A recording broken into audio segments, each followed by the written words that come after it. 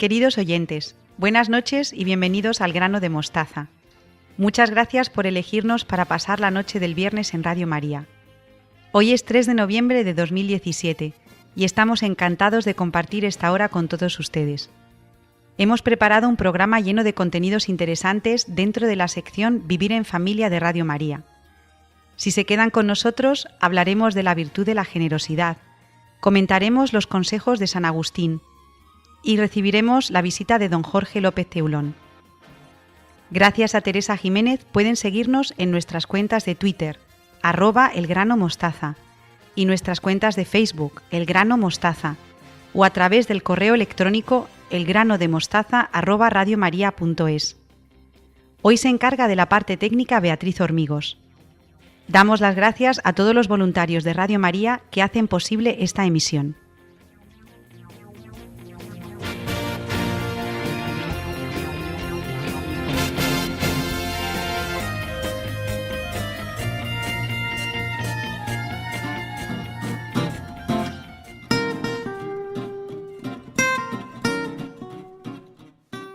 Empezamos nuestro programa número 26 del Grano de Mostaza con un querido amigo del programa. Su nombre es el padre Jorge López Teulón, que es sacerdote de la Diócesis de Toledo y es postulador de la causa de más de 900 mártires de la persecución religiosa de 1936 a 1939 para la provincia eclesiástica de Toledo y la Diócesis de Ávila. Tiene varias páginas web que son, por ejemplo, www.persecucionreligiosa.es y www.464martires.es, además de otra que está dedicada al cardenal don Marcelo, www.cardenaldonmarcelo.es. Después de esta presentación, le saludo con mucho cariño. Padre Jorge, ¿cómo está? Muy bien. Muy bien, gracias por haber accedido a la invitación. Y para hacer esta entrevista tengo también aquí a mi lado a nuestra colaboradora habitual, que se llama Victoria Melchor, que siempre está conmigo, normalmente al final del programa, y esta vez le ha tocado al principio. Así que buenas noches, Victoria. Buenas noches, Ana. Buenas noches, don Jorge. Buenas noches. Bueno, don Jorge está aquí, le hemos invitado porque nos gustaría que nos comentara la beatificación que tuvo lugar el día 21 de octubre de 2017 en la Sagrada Familia de Barcelona, de 109 mártires claretianos asesinados durante la persecución religiosa de 1936 a 1939. Y la primera pregunta, don Jorge, es la siguiente. ¿Es verdad que nunca antes se habían beatificado conjuntamente a tantos mártires de la misma congregación? ¿Y podría explicarnos por qué?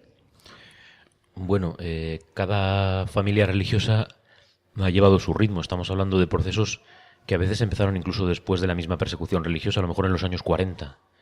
Materiales que se entregaron durante el pontificado de Juan XXIII.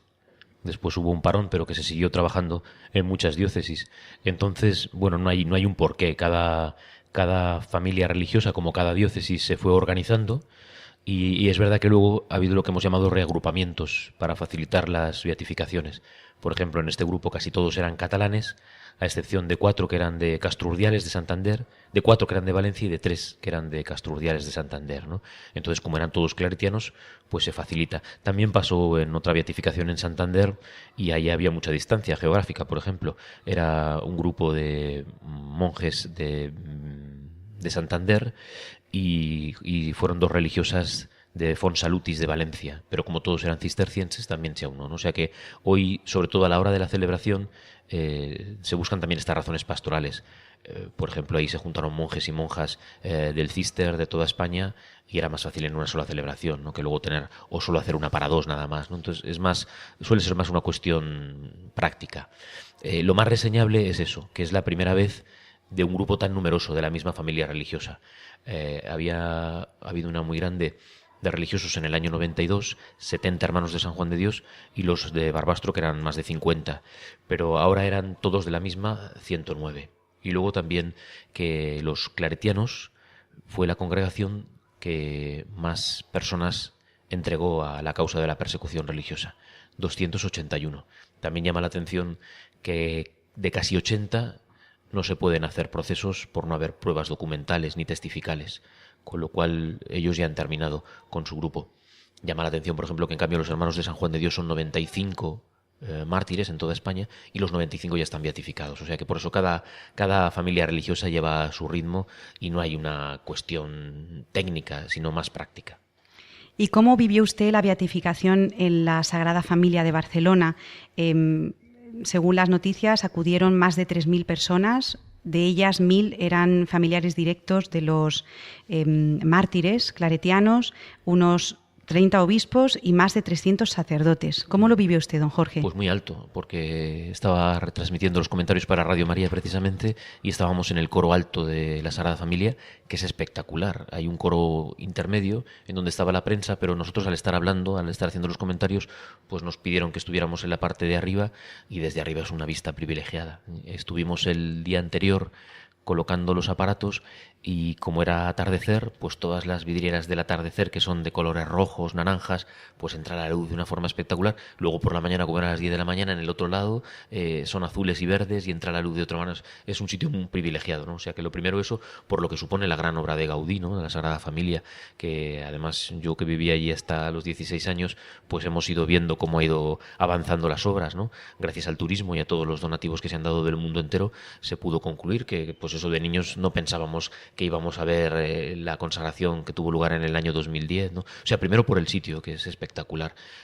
La siguiente beatificación de la que hablamos después, la anterior fue en un polideportivo, de estos sitios que se preparan para varias acciones, pero es un polideportivo y ahora también va a ser en algo parecido en Madrid, ¿no? Entonces, claro, esta otra dentro de... En Barcelona también había sido la anterior en la Catedral de Barcelona, ¿no? Pero la Sagrada Familia es un templo, por eso al estar lejos, pues con menos trato que otras veces, tanto con los mismos misioneros claretianos, con los sacerdotes que venían de todas partes del mundo. De esos obispos, me parece que casi 14 eran claretianos del mundo entero, ¿no? Venidos de Oceanía, de África, de América, muchos de América, ¿no? Y ese trato... Pero bueno, estuvimos viendo las entrevistas que se les hicieron, ¿no? Y bueno, pues como siempre, la familia, siempre decimos de broma que cuando llega el momento de la beatificación, 1.000 personas son muchas, ¿eh? Es verdad que son 100 mártires, pero luego salen familiares de debajo de las piedras, ¿no? Gracias a Dios, ¿no? Que a veces durante el proceso no te acompañan tanto, pero luego todo el mundo quiere estar presente, ¿no? Porque son feligreses de la parroquia, a veces vienen con el párroco, los feligreses, eso a veces son sobrinos, familia ya retirada, pero que llevan con orgullo el ser. Luego al revés, hay otros familiares que desde prácticamente el final de la persecución ya se encomendaron a ellos porque les tienen por santos, por mártires, pero también por santos, y problemas familiares se han encomendado a ellos, ¿no? Eso es muy bonito también de ver y de escuchar esos relatos, ¿no? Don Jorge, el cardenal Ángelo Amato en su homilía recuperó el grito del pasado agosto en Barcelona tras el atentado: no tenemos miedo. ¿Y cómo se puede aplicar este lema a la realidad de los mártires? Ya, llamó la atención, pero no deja de ser una figura que viene en representación del Papa, ¿no? Bueno, pues no sé si ha habido algún acto desde que pasaron esos desgraciados atentados o no, pero bueno, pues me imagino que cuando él lo viera este verano, sabiendo que tenía que venir, pues encontró ese vínculo, esa relación. Él llega a afirmar luego después, con las mismas palabras que tuvieron lugar durante la manifestación, dice explícitamente: los mártires no tuvieron miedo, ¿no? Bueno, a veces nosotros hemos dicho lo contrario, ¿no? En el sentido de que eran hombres y mujeres como lo somos nosotros, y claro que tendrían ese miedo frente a lo que estaban viviendo, ¿no? Pero sin embargo él va más por esa fuerza venida del Espíritu, que es con la que el mártir afronta el martirio, y esa seguridad en la fe, ¿no?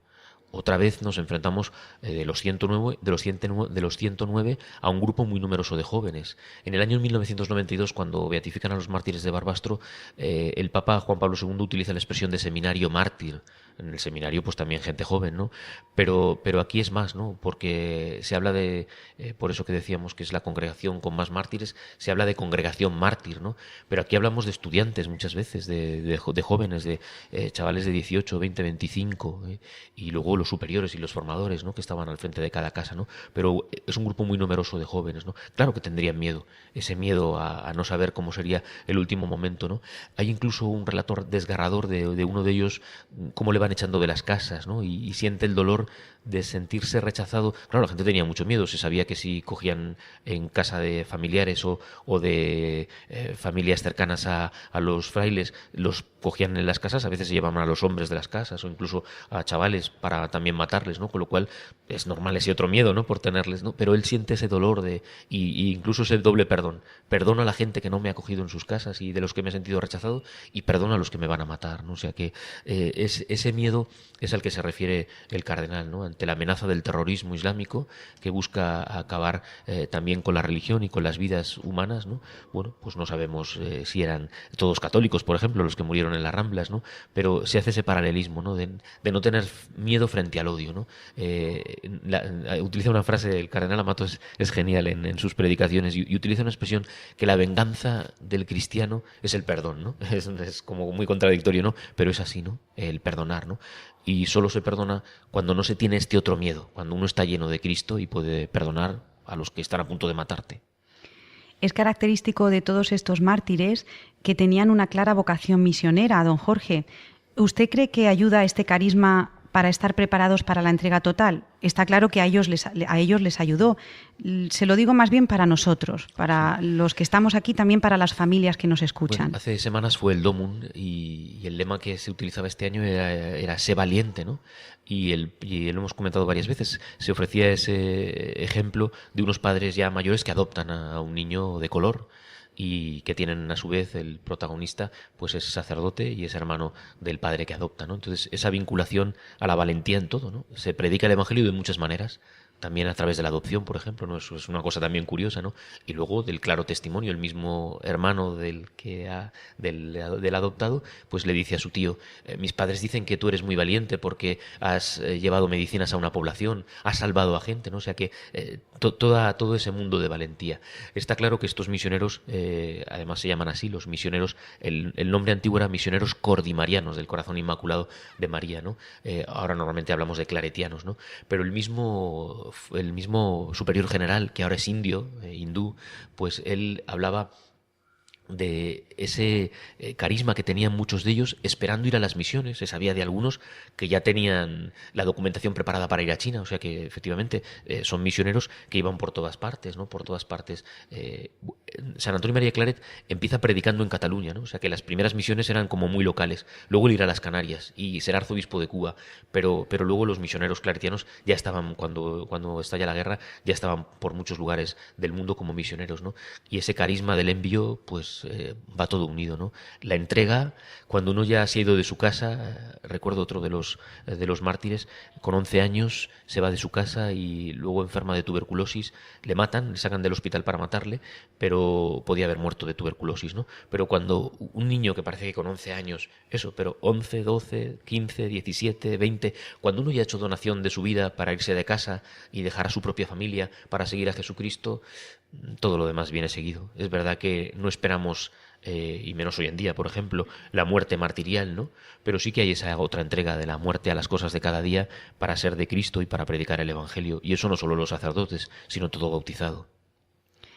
Don Jorge, ¿cómo ha vivido usted el falseamiento de las noticias de los mártires ocurridas en 1934 y 36? Y me gustaría también preguntarle cómo y dónde podemos estar bien informados a este respecto. Bueno, lo hemos visto a través de todo lo que está pasando con el tema del separatismo, el uso que ha hecho siempre la izquierda e incluso algunos por intereses a través de los medios de comunicación, a través de los anuncios, a través de... Pues eso está más que sabido, ¿no? Entonces el falseamiento del tema de la leyenda negra, ¿no? La historia de Pío XII, por ejemplo.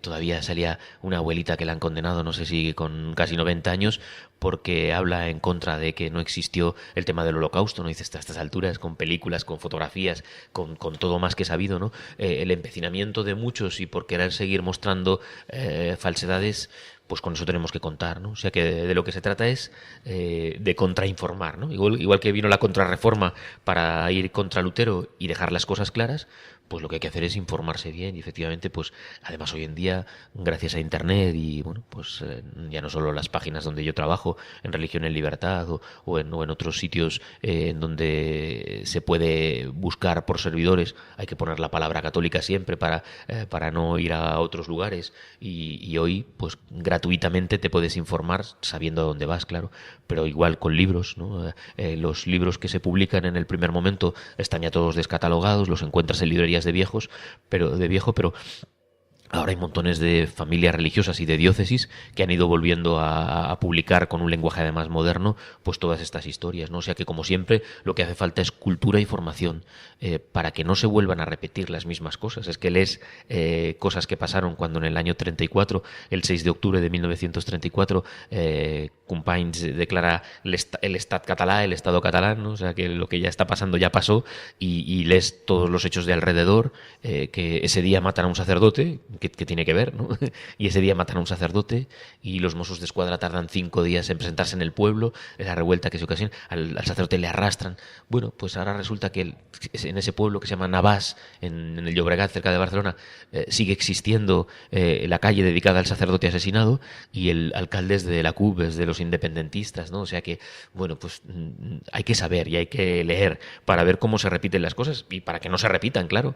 Pero claro, quien quiera que se repitan para seguir imponiendo lo suyo, pues lo van a seguir haciendo. Por eso es muy importante, efectivamente, que nosotros estemos formados y sepamos de qué van las cosas, ¿no? Y sobre todo sepamos nuestra historia de mártires, ¿no? No se entiende, y bueno, a lo mejor no es el comentario para este momento, pero eso, que 400 sacerdotes, que no es ni uno ni dos, 400 sacerdotes hayan firmado todo esto cuando hubo miles y miles de mártires que regaron su sangre por la Iglesia Católica, por una España católica, vale, sí, pero por la Iglesia Católica, en el nombre de Cristo y de la Virgen Santísima. Y dices, pero no han leído un simple manual, ¿eh? Bueno, ahí queda.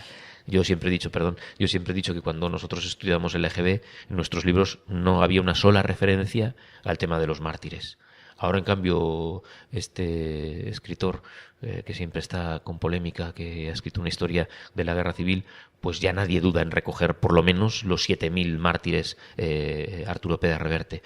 Una historia de la Guerra Civil muy flojita, pero ya nadie duda en poner que hubo 7.000 víctimas que no tenían nada que ver con esto. Si tú eres nuestra vida, Señor, ¿a quién iremos? Si tú eres nuestro amor, Señor, ¿a quién iremos? Si tú eres nuestra vida, Señor, ¿a quién iremos? Si tú eres nuestro amor, si tú eres nuestro amor, ¿quién como tú conoce lo insondable de nuestro corazón? ¿A quién como a ti le pesan nuestros dolores, nuestros errores? ¿Quién podría amar como tú? Nuestra carne débil, nuestro barro frágil. Señor, ¿a quién iremos? Si tú eres nuestra vida, Señor, ¿a quién iremos? Si tú eres nuestro amor, si tú eres nuestro amor, nuestro amor. ¿Quién como tú confía en la mecha que humea en nuestro interior? ¿Quién como tú sostiene nuestra esperanza? Malherida, y nuestros anhelos insaciables. ¿Quién como tú espera nuestro sí de amor? Señor, ¿a quién iremos? Si tú eres nuestra vida, Señor, ¿a quién iremos?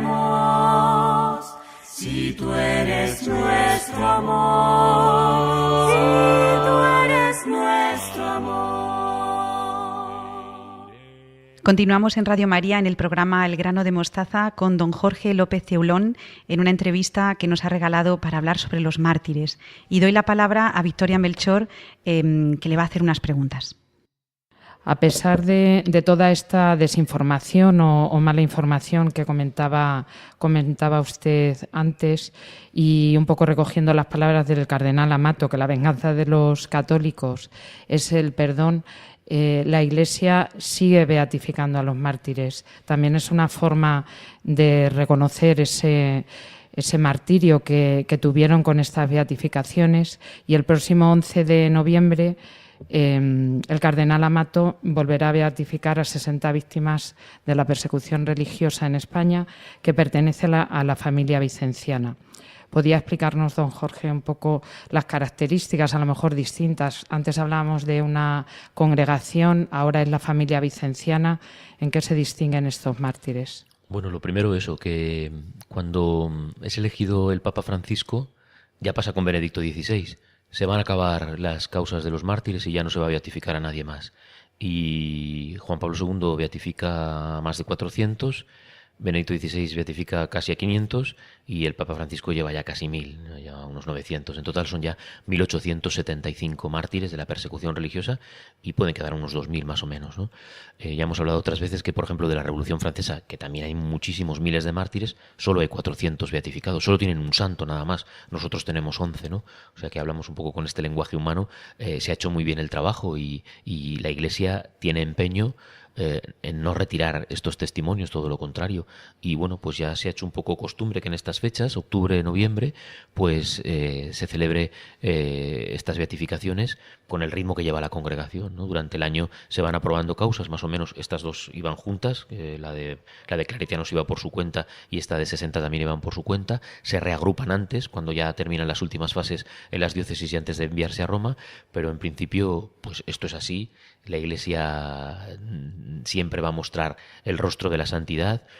Yo hablo siempre más del tema martirial, pero durante todo el año, hace muy poco, ha habido canonizaciones, o sea que es algo a través de lo cual la Iglesia quiere decirnos: estos hombres y mujeres como vosotros han llegado, vosotros también debéis llegar, ¿no? O sea, eso lo primero. Luego en la cuestión de la diferenciación, pues lo que hablábamos de una familia concreta, religiosa, los cordimarianos, los claretianos, eran todos religiosos, hablamos casi en un 80% de estudiantes, sacerdotes muy jóvenes, ¿no? Gente muy joven y sus superiores y sus formadores, ¿no? Aquí en cambio hablamos, y se ha hecho coincidir, estamos celebrando los 400 años de lo que ellos han llamado el carisma vicenciano, que es la ocurrencia que tienen los santos, ¿no? Ese genius de los santos ante una iniciativa, ¿no? Como es en este caso la caridad, ¿no? Ellos tienen esa palabra de San Pablo como lema: Caritas Christi urget nos, ¿no? La caridad de Cristo nos urge. En alguna casa de las hijas de la caridad he leído esa traducción moderna, ¿no? La caridad de Cristo nos mete prisa, ¿no? Bueno, pues eso, ¿no? La prisa por urgirse a la caridad, que es de San Vicente de Paúl, que está en el Evangelio, que es de tantas congregaciones, pero que ellos lo toman como bandera. San Vicente de Paúl y Santa Luisa de María, que son los fundadores de los padres paules y de las hijas de la caridad. Ya se ha beatificado a muchas hijas de la caridad, ahora solo van 2. De los 60 solo hay 2 hijas de la caridad.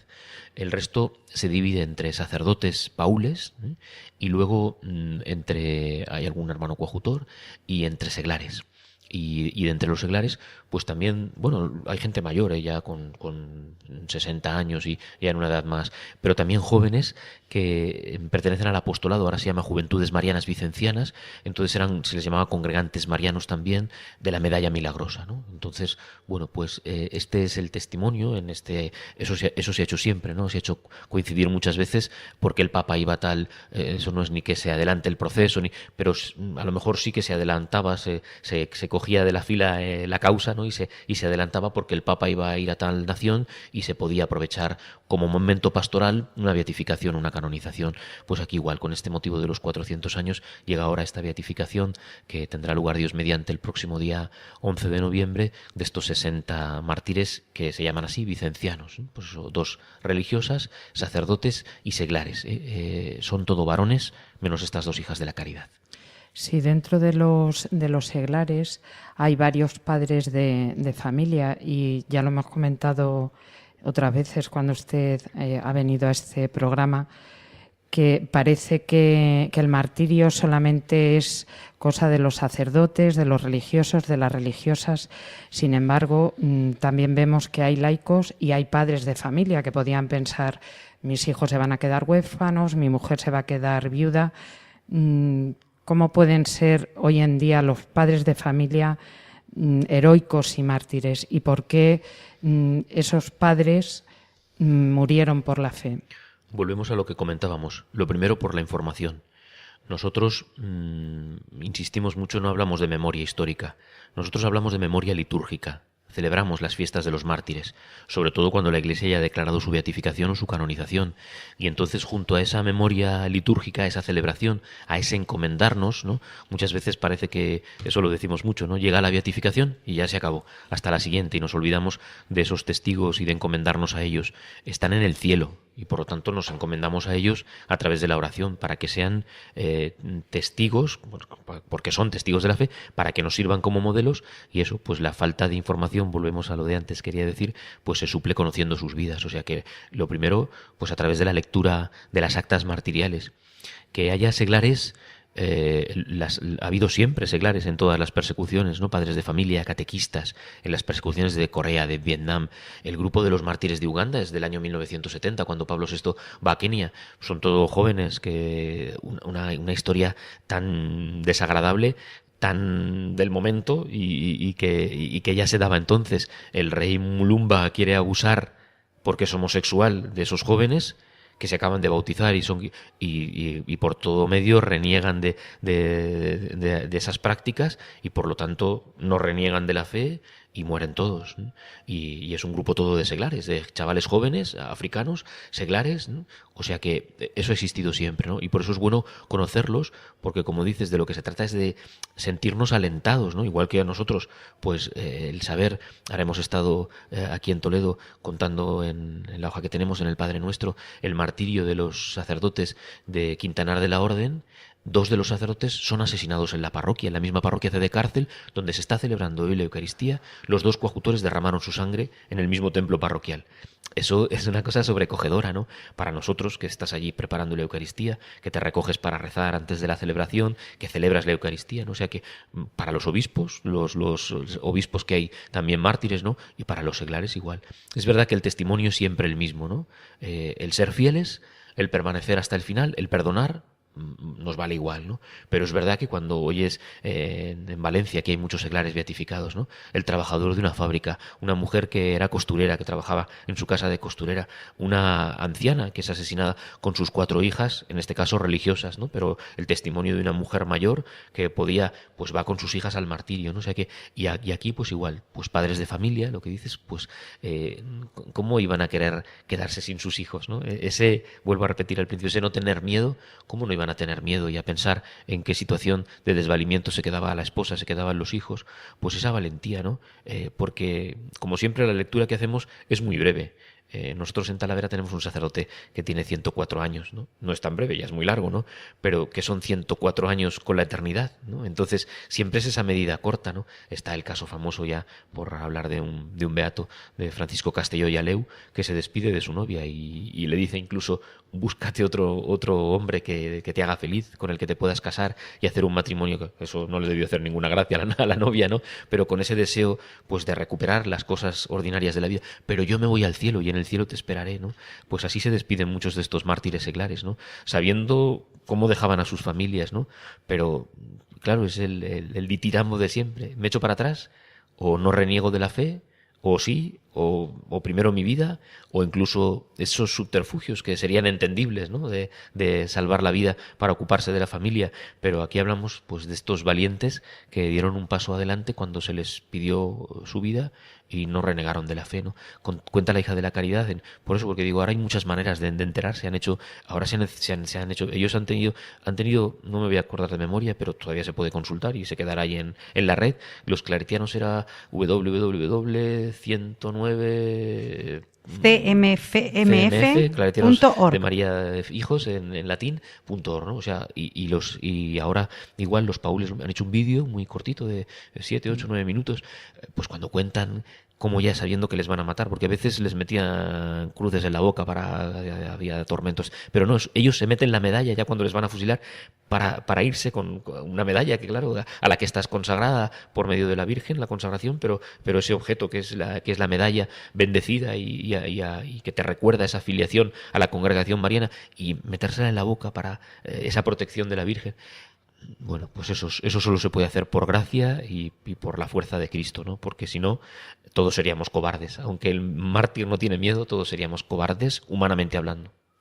El cardenal de Madrid, Carlos Osoro, ha escrito una carta pastoral para preparar estas beatificaciones del día 11, y una cosa que me ha llamado la atención es que dice que necesitamos hoy en día el espíritu del martirio. ¿Usted qué piensa, don Jorge? ¿Por qué cree que necesitamos hoy en día ese martirio? Es una práctica habitual, las pastorales. Recuerdo la que escribió don Marcelo en el año 1987, cuando las carmelitas de Guadalajara, ¿no?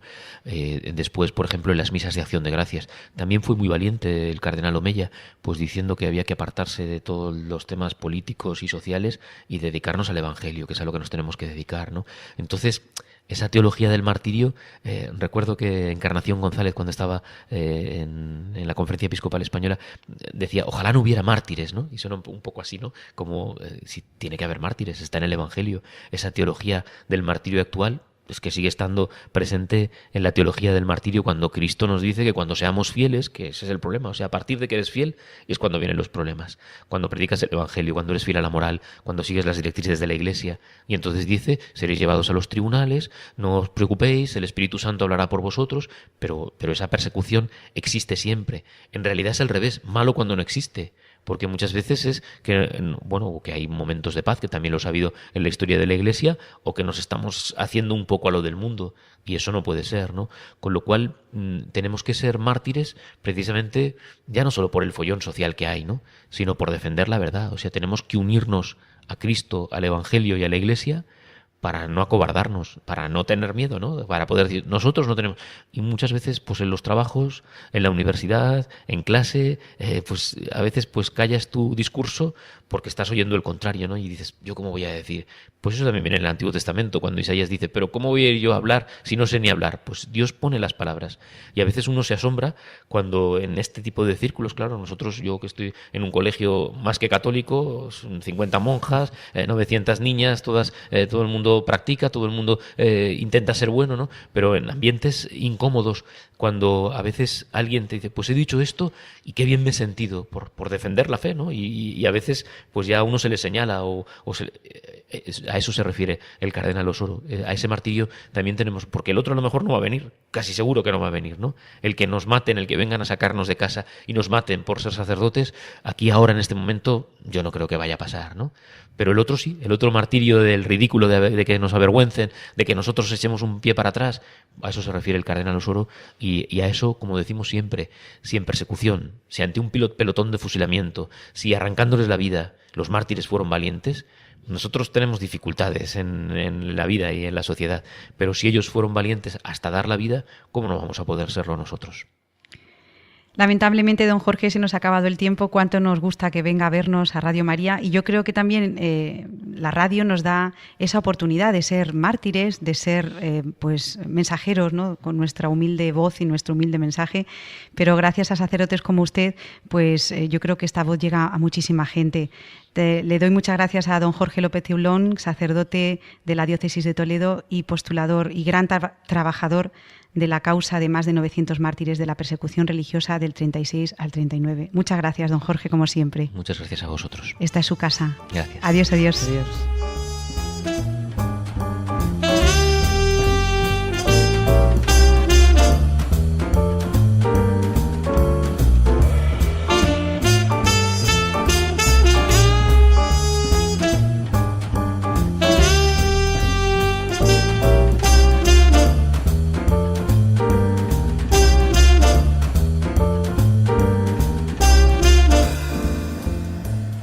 Seguimos en Radio María en el programa El grano de mostaza. Después de la entrevista a don Jorge López Teulón, se queda conmigo Victoria Melchor. Buenas noches, Victoria, otra vez. Buenas noches de nuevo, Ana. Y se incorpora al programa Beatriz Hormigos. Buenas noches, Beatriz. Hola, Ana, buenas noches. ¿Cómo estás? Muy bien. Sí. Bueno, seguimos como siempre con los consejos de San Agustín a los jóvenes. ¿Cuál nos propones para esta noche, Beatriz? Pues mira, Ana, en el programa anterior vimos 3 consejos, el quinto, el sexto y el séptimo, que eran la ira, las tentaciones y el conocimiento de uno mismo propio. Hoy vamos a empezar por el primero, que en realidad es el octavo, que es el castigo y el perdón. Dice San Agustín, no seas excesivo en el castigo ni tacaño en el perdón. Si os acordáis, es lo mismo que predicaba San Juan Bosco, que lo estuvimos viendo en la temporada pasada. Pero aquí San Agustín no solo se refiere al castigo del profesor-alumno, como hacía San Juan Bosco, sino el castigo en forma genérica, castigo y perdón con los amigos, castigo y perdón con los padres, con la familia. Sí, efectivamente. La verdad es que a veces hablar del castigo suena así un poco fuerte, por decirlo coloquialmente, pero es cierto que el castigo aplicado con amor y sobre todo de una forma educativa puede surgir mucho efecto y yo creo que también es necesario. O sea, un castigo sin sobrepasarse, por supuesto nunca un castigo físico, pero yo creo que es algo necesario y que es bueno para aprender. Yo recuerdo, Beatriz, que has tratado, además de a San Juan Bosco, tú has tratado el tema del castigo. Sí. Y recuerdo que nos dabas como una serie de pautas, tiene que ser inmediato, tiene que ser proporcionado, se tiene que explicar al chico por qué se le castiga y luego también darle como la posibilidad de redención, ¿no? Esto, te castigo por esto, vamos a hacer esta actividad que no tiene que ser tampoco un sufrimiento para él, aunque él lo vea así, ¿no? Y vamos a conseguir con esto un bien. O sea, que yo creo, Beatriz, que San Agustín ya en aquella época era un pedagogo bastante moderno, ¿verdad? Sí, por supuesto. Mira, Ana, decía San Agustín, aleja de ti toda ira o trata de controlarla cuando corrijas las faltas de los demás. Madre mía, yo por lo menos cuando corrijo a mis hijas esto no lo llevo muy bien a la práctica porque me cuesta muchísimo tener paciencia y supongo que a todos nos costará. Con los alumnos no me cuesta, pero con mis hijas bastante. Es verdad, Beatriz, y Victoria estará de acuerdo, que aquí también se habla mucho de la paciencia de los padres, pero es que el primero que tiene paciencia con nosotros es Dios, la paciencia de Dios, Victoria. Sí. La paciencia infinita, ¿verdad? Infinita y continua. ¿Qué paciencia no tendría el Señor que después de crearnos pecamos y nos envía a su Hijo para redimirnos del pecado? Es cierto que hay que tener muchísima paciencia. Y sí que es verdad, como comenta Beatriz, que a lo mejor cuando no son tus hijos o no es alguien de tu familia, se suele tener más paciencia, más misericordia o caridad. Siempre con los de uno mismo parece que nos cuesta más. Pero yo creo que, fijaros, en el castigo también va implícito el amor. Porque, y Beatriz que es madre o las 3 como profesoras, cuando no reprendes a un alumno, cuando no reprendes a tu hijo por algo que ha hecho mal, no estaríamos actuando bien. Sin embargo, lo hacemos porque quieres realmente a esa persona y porque deseas su bien y sobre todo que se corrija y no lo vuelva a hacer más y vaya por el camino correcto. Sí, hay que castigar, pero siempre perdonar. Eso está claro, porque de hecho nosotros lo pedimos en el Padre Nuestro, ¿no? Perdona nuestras ofensas como también nosotros perdonamos a los que nos ofenden. Qué difícil es esto a veces, ¿verdad? Cuando te ofenden y dices, Dios mío de mi vida, que tengo que perdonar a esta persona. Sin embargo, pues como dices, si recitamos el Padre Nuestro, perdona nuestras ofensas, Dios en toda su misericordia nos ha perdonado y cómo no vamos a perdonar nosotros. En la entrevista que hacíamos antes a don Jorge nos presentaba ese testimonio tan precioso de los mártires de la persecución religiosa en España y la clave de los mártires es esa, que murieron perdonando, murieron por amor, pero fijaos, si el mártir no perdona, no hubiera sido declarado mártir. Entonces, la gran hazaña del mártir es que muere por amor a Jesucristo y muere perdonando a los que le matan. Entonces, tenemos todos necesidad de perdonar y perdonar de verdad. A este respecto, Victoria y Beatriz, me gustaría recordar a todos los oyentes que el día 6 de noviembre es la fiesta de todos los santos y todos los beatos mártires de la persecución religiosa española, 1815, sí, que nos lo ha dicho antes don Jorge, que no se nos olvidara. Bueno, pues muchísimas gracias a Victoria Melchor y a Beatriz Hormigos por comentar estas palabras del gran santo San Agustín, maestro de vida y conocedor de la naturaleza humana como pocos. Así que nada, os doy muchísimas gracias y os espero como siempre dentro de un mes. Adiós, adiós. Adiós. Adiós.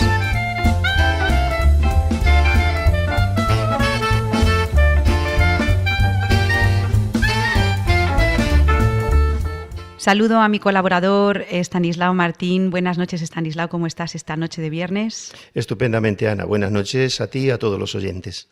Bueno, Estanislao, seguimos con el estudio de este tema tan importante de las virtudes humanas en la educación. El mes de octubre recuerdo a todos los oyentes que lo dedicaste a la generosidad, pero quedaron en el tintero algunos puntos que habría que completar, ¿verdad? Sí, así es, efectivamente. Vamos a tratar de completarlos hoy y de avanzar un poquito si se puede. Bueno, pues antes de empezar, Estanislao, sería bueno, para situarnos, que hicieras un pequeño resumen de lo más importante del programa de octubre, de esta virtud de la generosidad. Muy bien, pues quizá los oyentes recuerden que habíamos dicho que había varios motivos para educar en la generosidad, siendo el primero que esta virtud ayuda a hacernos desprendidos y con ello a liberar nuestro corazón, a ser libres, en definitiva. Dimos también algún apunte sobre los apegos en general y es por donde querría continuar hoy. Decíamos que los apegos, siendo necesarios en algunas etapas de la vida, a la vez pueden suponer un freno para el desarrollo personal y más aún para la vida espiritual. Los apegos son como la cáscara externa, ¿no? Que tienen algunos frutos, no sé, ahora que estamos en esta época, ¿no? Almendras, por ejemplo, castañas, la cáscara externa. Esa cáscara vale mientras el fruto tiene que madurar, mientras está haciendo, luego ya no tiene provecho ninguno y hay que tirarla necesariamente. Pues igual con los apegos, hay que ir desprendiéndose de ellos poco a poco a lo largo de la vida. Solo hay un amor irrenunciable, Dios, y todo lo demás, como dice San Ignacio, en tanto en cuanto nos sirva para ir a Él. Bueno, Estanislao, de todos estos apegos que dices que son como una cáscara externa de la que hay que pues deshacerse, ¿habría algún apego que haya que combatir más importante, unos que otros? ¿Cómo lo ves? Quizá recuerde a algún oyente que en el programa anterior decíamos que los apegos son como amores parásitos, ¿no? Que viven de lo que no les corresponde. Pues bien, hay dos que están muy arraigados en el corazón. Es el amor a la propia voluntad, que es el mayor de todos los apegos y el más difícil de combatir y de desprenderse de él. Y otro muy conocido y muy fuerte, que es el apego a las cosas materiales, el apego a las riquezas, más en concreto al dinero, vamos. Yo diría que es un troyano muy peligroso y tenemos que estar muy alerta y ser conscientes de que siempre estamos expuestos a que acabe imponiéndose. Corremos este peligro en todas las edades y especialmente según vamos cumpliendo años, según vamos siendo mayores. El apego a las riquezas es un enemigo que si no le mantenemos a raya puede acabar convirtiéndose en Señor al cual servir, según nos advierte Jesús en el Evangelio. Cuando Cristo dice que no podemos servir a dos señores, a Dios y al dinero, está llamando Señor al dinero. Y no porque lo sea, pues no hay más que un único Señor, que es Él, ¿no? Pero nosotros sí podemos hacer del dinero un Señor, un ídolo. Pues bien, uno de los medios para combatir eficazmente este apego al dinero es esta virtud de la que venimos hablando, la virtud de la generosidad. Por lo tanto, Estanislao, la generosidad nos puede ayudar a combatir los apegos, este apego, por ejemplo, al dinero que nos decías. Pero además de ¿por qué otros motivos es tan importante para la educación la virtud de la generosidad? Hay uno que a mí me parece muy importante y es de orden psicológico. El niño, y más aún el joven, por el hecho de serlo, son fácilmente dados al desprendimiento, siempre que se les den motivos suficientes para ellos. A los adultos nos cuesta más ser generosos, quizá por esto que acabo de decir, ¿no?, del dinero. Las causas son varias, pues porque sabemos lo que cuesta ganarlo, porque cuando damos nos gustaría que lo que damos se usara bien. También, ¿por qué no decirlo?, porque hemos perdido el frescor de la vida. Sabemos lo que son reveses, frustraciones, desencantos. Lo habitual es que siempre el nieto, por ejemplo, sea más desprendido que el abuelo, ¿no? Suele ocurrir que cuando damos medimos mucho. Pero también existe el peligro del derroche, del cual dijiste algo en el programa anterior. Y contra esto creo que también habrá que precaverse, pero no sé en qué medida, Estanislao. Pues es verdad. Claro, decíamos que la generosidad está en el punto medio de un exceso, la prodigalidad, y de un defecto, la avaricia. La prodigalidad es el derroche que se hace para quedar bien con los demás, que parece que puede servir a los demás, pero que en realidad no es hacer bien. Es el gasto desmedido en lo que no se debe gastar o como no se debe. Ahora bien, una cosa es no gastar a tontas y a locas y otra cosa es entregar los bienes con desprendimiento, con alegría, en favor de una causa noble. El pródigo derrocha, el avaro da con dolor, el generoso da con alegría. Pues bien, añadamos hoy que el generoso atrae la mirada amorosa de Dios. Dios se complace en quien da con generosidad. Dice San Pablo en la segunda carta a los Corintios que Dios ama al que da con alegría.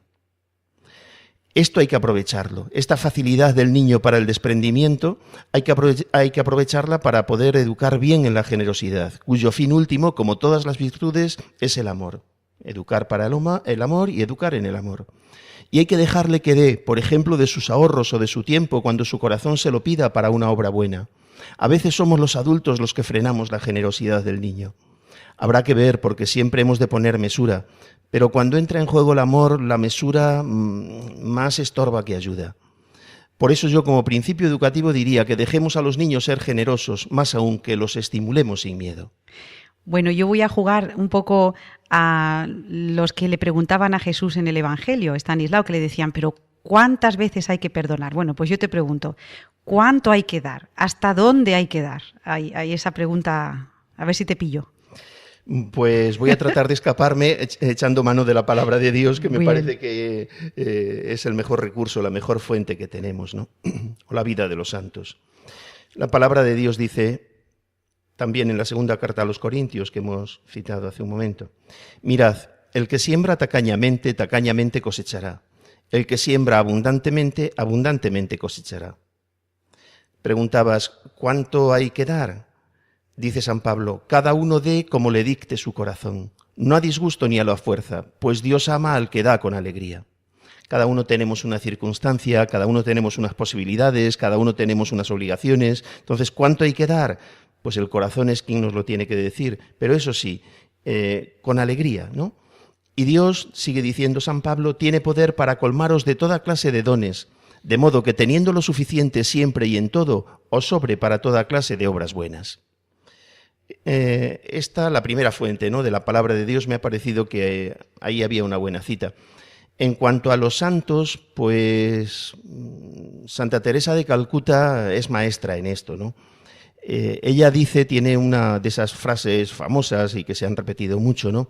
¿Hasta dónde hay que dar? Dar, dice ella, hasta que duela, y cuando duela, dar más todavía. Es todo un reto, Ana.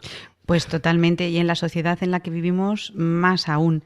Bueno, Estanislao, ¿y podrá algún oyente que esté ahora escuchando Radio María decir, si yo no tengo dinero, si casi me falta lo necesario, ¿podría dar alguna cosa? Por ejemplo, ¿cómo vemos esto del tiempo? Que ya recuerdo en los primeros programas de Radio María hablabas del que da el tiempo, da la vida, ¿no? Claro, me he centrado un poquito más en el dinero, pero vamos, el que no tenga otra cosa que dar, que dé dinero, pero no es lo más importante ni lo fundamental. Es verdad que es un bien, no el que da dinero no da un mal, pero es el más pequeño de todos los bienes, aunque sea necesario y sea importante también, no hay que quitarle importancia. Vamos a decir algo del tiempo personal, al que tantas veces, como decías, hemos aludido ya en este programa. Pues con ello entraríamos en el tercer motivo que hace a la generosidad una virtud excelente para tenerla en cuenta en la educación. Dar con abundancia de nosotros mismos. de nuestras cualidades, de nuestra ayuda, nuestra compañía, nuestros talentos, los que tenemos porque los hemos recibido. Esto nos acerca a Dios, nos hace parecernos a Él. Dios cuando da, no da dinero. A veces también lo da a su modo, ¿no?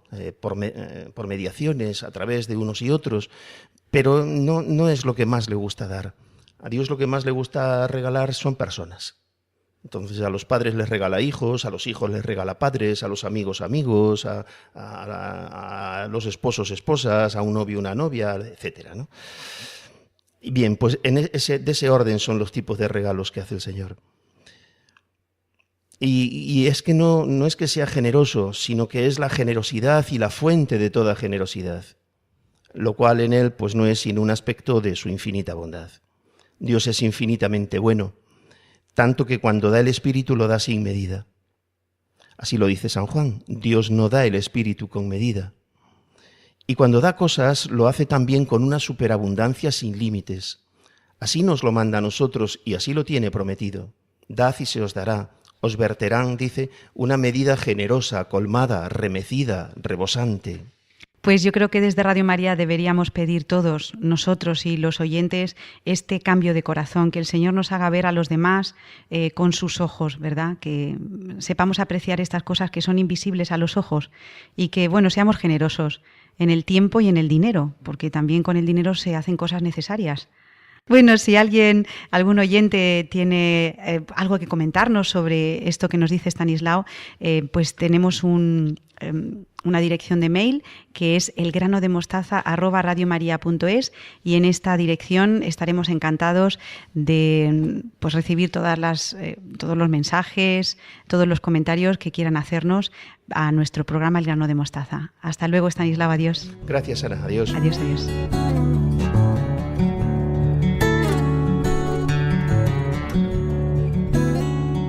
Estamos en el programa El Grano de Mostaza de Radio María y me gustaría comentar con ustedes algunas noticias que aparecen en la página web www.radiomaria.es.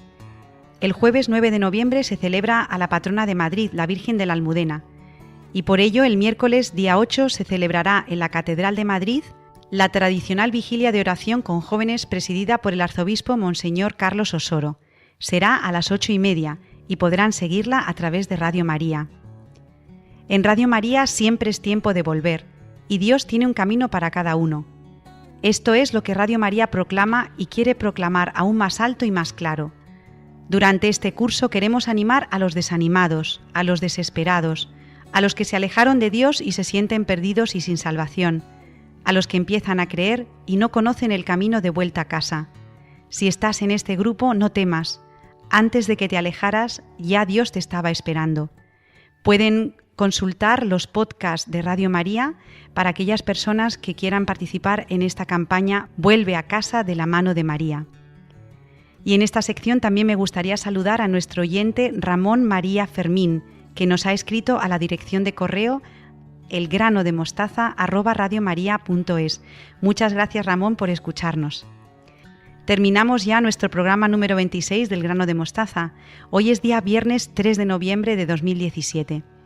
Les recuerdo que formamos parte de la sección Vivir en Familia, con programas dedicados a la educación, como por ejemplo Familia y Colegio, Educar Hoy y El Lado Positivo. Estos 4 programas, junto con El Grano de Mostaza, los pueden escuchar los viernes a las 8 de la noche en Radio María. Les damos muchísimas gracias por habernos elegido y esperamos volver a contar con todos ustedes dentro de un mes, el próximo 1 de diciembre de 2017. Les dejamos con el Evangelio de la Vida en Radio María. Adiós.